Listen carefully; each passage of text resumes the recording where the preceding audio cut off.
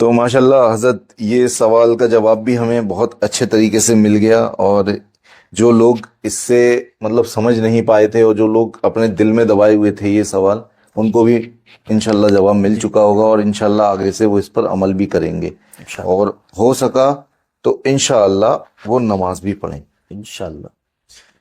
تو حضرت میرا اگلا سوال آپ سے اور ہے، وہ بھی نماز سے تعلق رکھتا ہے۔ جیسے حضرت بہت سے لوگ وضو کر لیتے ہیں، وضو کرنے کے بعد آستین اوپر وہ رہتی ہے، ٹھیک ہے، تو وہ وہیں چھوڑ دیتے ہیں، جی پیر کی موڑی موڑی ہوئی ہے اس کی پینٹ کی یا پیجامے کی جس کی بھی، تو وہاں پر بھی وہ چھوڑ دیتے ہیں، تو اس صورت میں وہ نماز پڑھ رہے ہیں تو ان کی نماز ہو جائے گی؟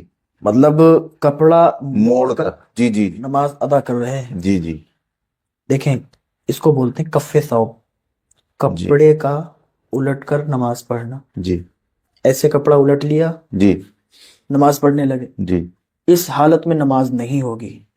اوپر لوٹا یا اندر لوٹا، آپ نے کرتے کا آستین کا لوٹا یا پینٹ کا جو ہے کپڑا لوٹ کر نماز پڑھی، جی نماز نہیں ہوگی۔ جی نماز اگر پڑھنی ہے، آپ کا پیجامہ یا پینٹ بڑی ہے، جی اوپر چڑھا لو، اوپر بڑھا لو، اوپر بڑھا لو، فولڈ کر کے نماز نہیں ہوگی۔ جی جی۔ ٹھیک ہے، تو کپڑے کو آپ اوپر چڑھا سکتے ہو لیکن اس کو لوٹ نہیں سکتے۔ حضرت آپ سے میرا اگلا سوال یہ ہے کہ جیسے میں نے دیکھا ہے آج کل گھروں میں ایک ٹوائلٹ چلی ہے، امریکن ٹوائلٹ، اچھا جی، سیٹ والی، ٹھیک ہے، تو بہت سے لوگ بزرگوں کے لیے لگوا لیتے ہیں، کیونکہ بزرگوں کے مطلب جوڑوں میں درد وغیرہ رہتا تو بیٹھا نہیں جاتا ان سے انڈین ٹوائلٹ میں، تو امریکن ٹوائلٹ لگاتے ہیں، ڈاکٹر بھی ان کو سجیسٹ کرتے ہیں۔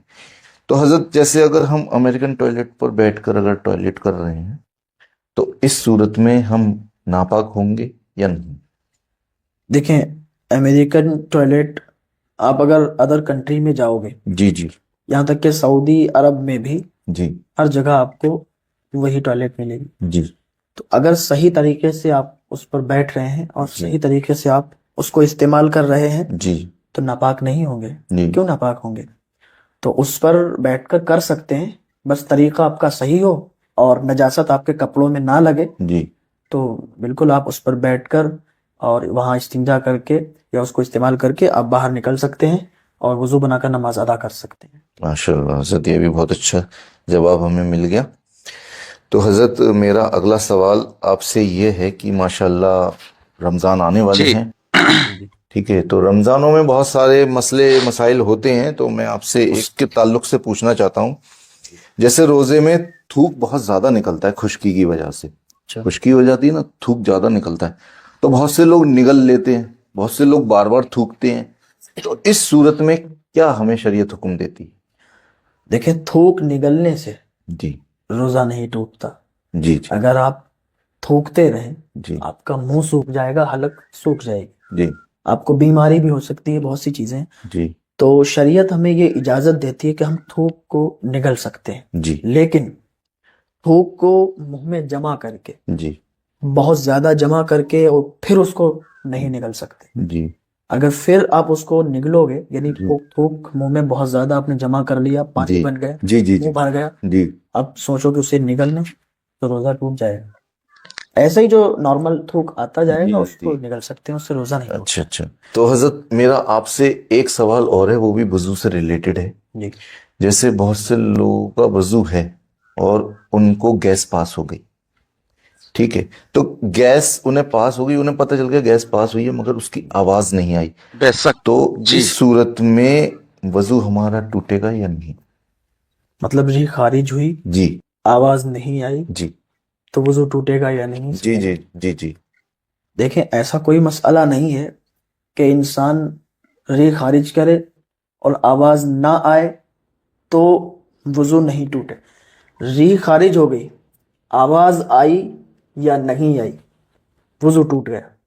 ریح خارج ہوتے ہی وضو ٹوٹ گیا۔ وضو کس چیز سے ٹوٹتا ہے؟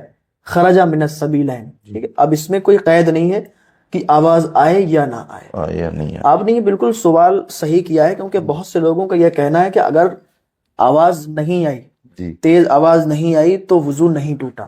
ایسا ان کا یہ بھرم بالکل غلط ہے۔ جی آواز آئے یا نہ آئے، وضو ٹوٹ جائے گا۔ جی، تو بہتر ہے کہ آپ وضو کر لیں۔ بہتر نہیں، کرنا ہی پڑے گا، جی کیونکہ جی ٹوٹ گیا نا وضو۔ جی جی جی تو حضرت میرے ذہن میں ایک سوال اور آ رہا ہے، وہ شادی سے ریلیٹڈ ہے. طریقے کے ویڈیو دیکھنے کے لیے اپنے بھائی کو سبسکرائب کر لینا. اگر جو یوٹیوب پر یہ ویڈیو دیکھ رہے ہو تو اپنے بھائی کو سبسکرائب کر لینا اور ایک پیارا سا لائک کر دینا. اگر فیس بک پر یہ ویڈیو دیکھ رہے ہو تو اپنے بھائی کو فالو کر لینا.